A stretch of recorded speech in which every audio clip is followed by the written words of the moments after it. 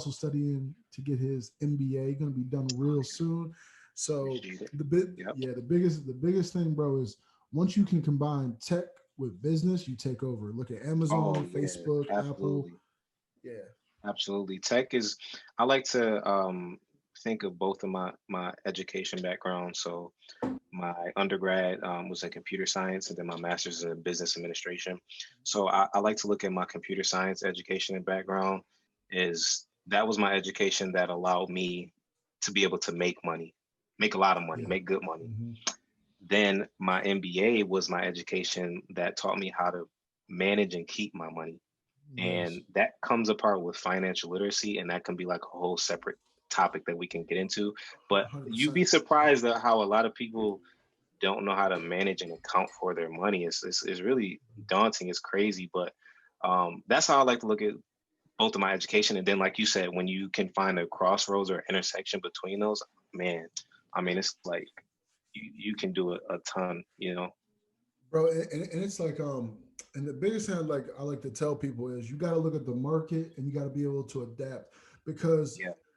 I know that I personally see like a lot of people on social media that they're like oh people are trying to push renewable energy, it's gonna cancel fossil fuels and all that stuff, but in reality you got to think look what happened to Blockbuster. There used to be hundreds of Blockbuster, right?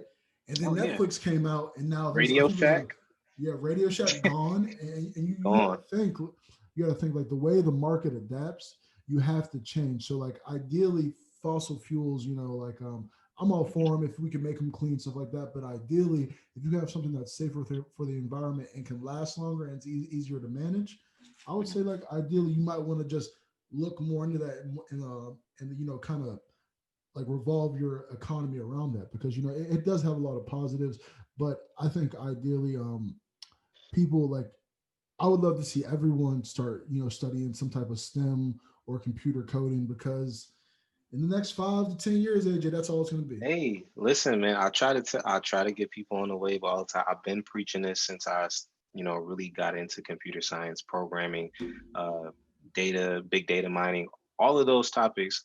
I've been trying to preach that back in 2015 when I first started and entered the field. And ever since then, I've been reaping the benefits of going through that hard work, trying to Mhm. understand these topics because now we're getting to the peak of all of the information that has been put in front of us, and Right. now it's actually being put into work. And like you said, I feel like the problem with transitioning into like new technology and new topics is like we still have these dinosaurs, these dinosaurs. And Man. what I mean by that is these people who just really don't want to, they don't want to change. You gotta be able Yeah. to adapt in a world like this. And going off of that, it all stems back to making it cool, making it understandable because Right. I feel like, especially like in academia, like a lot of the courses, you're like, it shouldn't be this hard. It shouldn't be this Mhm. complex. Sometimes it's way easier than that. But, being the way how the college system is, that's why it steers off a lot of people because they almost make it like, okay, like you can either learn the information this way and take these tests, but there's no other alternative. But then you go on YouTube, just like you put me on to the Mike Dane, is that his name? Mike Dan. Yep, Yes. Mike Dan. So you put me on to him, and I'm like, yo, the way he simplified Python, like I really Right. thought it was cool.